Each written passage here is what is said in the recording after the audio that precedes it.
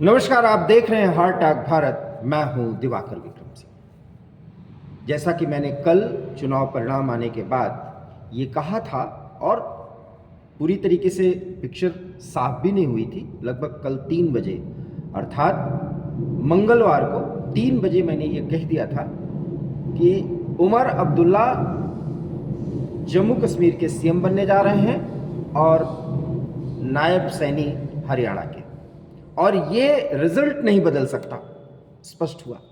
लेकिन मैंने एक बात और भी कही थी कि अब जलेबी खिलाएंगे राहुल गांधी जम्मू कश्मीर के मुख्यमंत्री को और नेशनल कॉन्फ्रेंस के सर्वे सर्वा मुख्यमंत्री जो होने वाले हैं उमर अब्दुल्ला, उनके पिता फारूक अब्दुल्ला।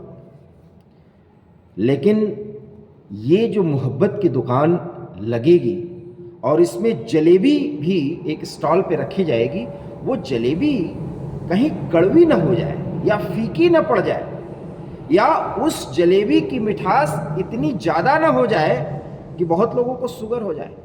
और जम्मू कश्मीर में जो शांति, खुशहाली, जो विकास की स्थिति बनी है पिछले 1 दशक के दौरान,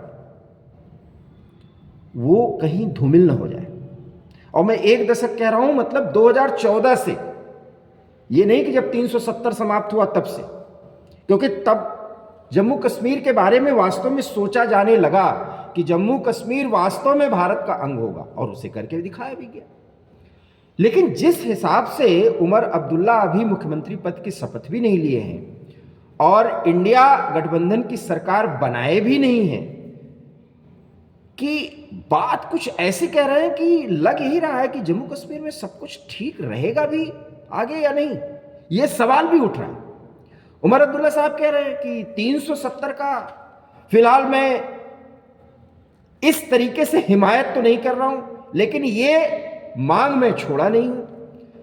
वर्तमान प्रधानमंत्री मोदी और भारतीय जनता पार्टी या एनडीए सरकार के रहते दिल्ली में 370 की वापसी हो ही नहीं सकती। निजाम बदलेगा, पीएम बदलेंगे तो उस पर बात होगी और 370 की बहाली हो भी सकती है। बहरहाल अभी हम विकास को प्रायोरिटी देंगे।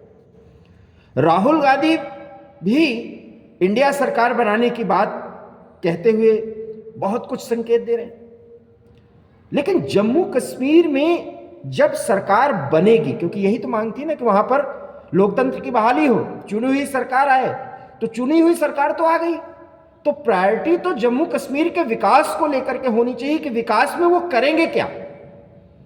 अभी तक लेफ्टिनेंट गवर्नर के देखरेख में जो काम हुआ है, उस काम पर कोई श्वेत पत्र जारी करते कि भाई ये इतना कहा गया या तो नहीं हुआ, हम ये करेंगे। लेकिन भैया, कश्मीर की सूरत बदली है कि नहीं बदली है? जम्मू कश्मीर के सभी जिलों में ग्रास रूट से काम हुआ है कि नहीं हुआ है? लोकल बॉडीज इफेक्टिव हुई हैं कि नहीं हुई हैं? ऐसा तो नहीं है ना कि ठेका ही एक परिवार, एक पार्टी के लोगों को मिले, सड़क के नाम पर गिट्टी डलवा दिया जाए, उसके बाद सड़क साफ। ऐसा भी तो नहीं है ना। अब तो जो होगा वो उसका एक एक हिसाब दिया गया है। उसको नकारते हुए क्या कुछ करेंगे उमर अब्दुल्ला साहब या इंडिया की जो सरकार बनने जा रही है एनडीए गठबंधन की, वो क्या करेगी? देखिए, ये या तो करेंगे और या तो पद पर बैठते ही लड़ाई शुरू कर देंगे, और उसकी शुरुआत भी कर दी है कि हमें पूर्ण राज्य का दर्जा देना चाहिए, क्योंकि लेफ्टिनेंट गवर्नर अभी वहां इफेक्टिव रहेगा। लगभग दिल्ली के मुख्यमंत्री की हैसियत उमर अब्दुल्ला साहब की होगी। आप विकास का काम करिए, लेकिन पुलिसिंग पे और कई मुद्दों पर बिना लेफ्टिनेंट गवर्नर के सहमति के वहां से फाइल मूव किए हुए आप अपनी मनमानी नहीं कर सकते। तो इतनी मनमानी अभी करने की क्या जरूरत है? अभी तो अपने को एस्टैब्लिश करिए ना। 10 साल बाद आप आ रहे हैं सरकार में, लेकिन पूर्ण राज्य का दर्जा भी चाहिए, निजाम भी बदलना चाहिए, प्रधानमंत्री भी जाना चाहिए, 370 की वापसी हो। मैं ये सब बात क्यों कह रहा हूं? क्योंकि जम्मू कश्मीर में कहीं फिर वही हड़ताल, वही विरोध प्रदर्शन, और उसके आड़ में ये राजनीतिक विरोध प्रदर्शन हो और उसकी आड़ में कहीं फिर आतंकवाद न पनप जाए, तो ये 1 दशक की मेहनत जो है वो खराब हो जाएगी। और उसके चांसेस बन रहे हैं, क्योंकि स्पष्ट है जम्मू में भाजपा मजबूत है और कश्मीर वैली में नेशनल कॉन्फ्रेंस और राहुल गांधी मजबूत है। तो एक तरह से जम्मू कश्मीर में लोग कह रहे हैं लोकतंत्र की जीत हो गई, लोकतंत्र की जीत हो गई। अरे भारतीय जनता पार्टी क्यों नहीं कश्मीर में अपने आप को एस्टेब्लिश कर पाई, और क्यों वहां के लोग जो बहुत ज्यादा सोशल मीडिया पे कि प्रधानमंत्री ने तो हमारे लिए सब कुछ कर दिया है, मोदी आएगा मोदी आएगा, कश्मीर में क्यों नहीं मांग हुई कि यहां भी भाजपा एक पार्टी के रूप में नेशनलिस्ट पार्टी खड़ी हो? जी नहीं, हो ही नहीं सकता। और फारूक अब्दुल्ला या उमर अब्दुल्ला ने कश्मीर के लोगों के लिए ही बहुत कुछ किया है, जबकि इन्होंने कश्मीर को कितना बर्बाद किया है ये किसी से छिपा नहीं। लेकिन थंपिंग मेजॉरिटी से एक तरह से वो जीत के आए हैं। कश्मीर में तो गजब का मैंडेट उनको मिला है। तो कश्मीरी समाज अभी भी दो राह पर है। जम्मू रीजन की बात मैं नहीं कर रहा हूं, मैं बहुत स्पष्ट बोलता हूं। ये लोकतंत्र के विजय के नाम पर कश्मीर में जो कुछ भी हुआ है, ये नहीं कि भारतीय जनता पार्टी जीतती तो मैं कश्मीरियों की तारीफ करता। कश्मीर में अभी भी उहापोह है।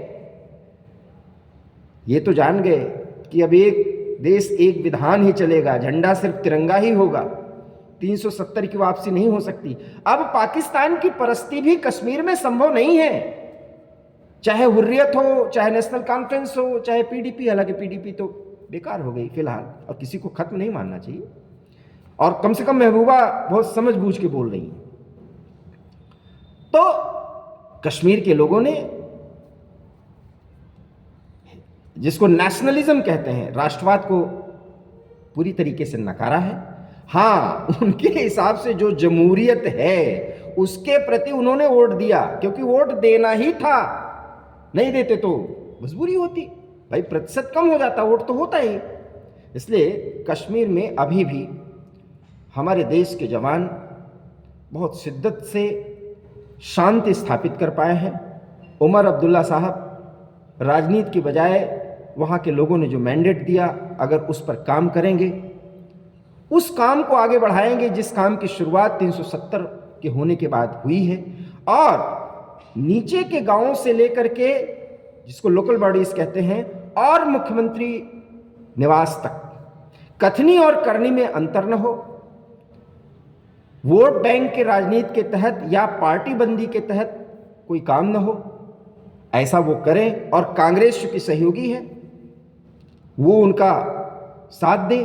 कहीं दोनों मिलकर के ऐसी मोहब्बत की दुकान न चला दें कि फिर कश्मीर वैली में महीने महीने 15-15 दिन की वैली में बंदी हो। तो वहाँ पे जो कुछ भी एक पुनर्संरचना हुई है, और पर्यटन के जरिए और अन्य उद्योगों के जरिए जो एक शुरुआत हुई है, उस पर ब्रेक लग सकता है, और फिर वो एक पूरे देश के लिए समस्या की बात होगी, केंद्र के लिए भी, और खुद उन पार्टियों के लिए जो अब सरकार बनाने जा रहे हैं। लेकिन मजबूरी में कहीं पाकिस्तान परस्ती या पाकिस्तान की गेम में ये जो नई सरकार आ रही है और इसके जो मुखिया हैं वो फंस न जाए, ये एक बड़ी चिंता है। क्योंकि कश्मीर के लोगों ने महबूबा को तो नकारा है, क्योंकि पाकिस्तान परस्ती वो ज़्यादा करती रही, लेकिन फारूक अब्दुल्ला और उमर अब्दुल्ला भी पाकिस्तान से बातचीत करना चाहिए ये मानते हैं। और भारत का ये रुख है, और वर्तमान सरकार के नेतृत्व में जो भी बात हो रही है, और जिसको ये देश या नेशनलिस्ट ये पसंद करते हैं कि भैया बात तो पाकिस्तान से होगी, लेकिन बात पीओके पे है, हमारे कश्मीर रीजन को लेकर के कोई बात हो रही ही नहीं। अब ये बात अच्छी लगे तो ठीक, और नहीं तो अगर उसी अंदाज में फारूक साहब कहेंगे कि भैया ये तुम्हारे बाप का है, जाके ले लो, तो वो तो लेने का है ही है, वो तो प्रण है, संसद में भी उस पर प्रस्ताव पारित हो चुका है। तो इन बातों को अब नेशनल कॉन्फ्रेंस को समझना चाहिए। और कांग्रेस चूंकि, और मैं तो नहीं कह रहा हूं, लेकिन प्रधानमंत्री तो कह ही रहे हैं परजीवी पार्टी है, परजीवी बन करके वहां पर उमर अब्दुल्ला का मतलब भाव इस तरह से भी न बढ़ा दें कि वो, या उनको चने की झाड़ पे ऐसा न चढ़ा दें कि अनाप शनाप करें। एक राष्ट्रीय पार्टी की भूमिका में कांग्रेस को भी आना चाहिए, और जहां तक काम पहुंचा है उससे आगे काम को ले जाना चाहिए, और सबको जोड़ के काम करना चाहिए। तब तो भाई वहाँ जमहूरियत है, फिर वहाँ कश्मीरियत भी बचेगी, और ये दोनों होंगे तो इंसानियत अपने आप इस्टेब्लिश हो जाएगी, और कश्मीर जिस राह पर है उसमें बहुत तेजी से आगे बढ़ जाएगा। लेकिन उमर अब्दुल्ला के बयान इसमें संदेह पैदा कर रहे हैं, कहीं विरोध की राजनीति विकास की रफ्तार में बड़ी बाधा न बन जाए। उमर अब्दुल्ला के मुख्यमंत्री बनने से पहले आ रहे बयान तो इसी बात की ओर संकेत कर रहे हैं। आप हमारी बात से सहमत हैं? प्लीज़ वीडियो को लाइक कीजिए, शेयर कीजिए, हमारे चैनल हार्ट ऑफ भारत को सब्सक्राइब कीजिए। बहुत बहुत धन्यवाद। नमस्कार।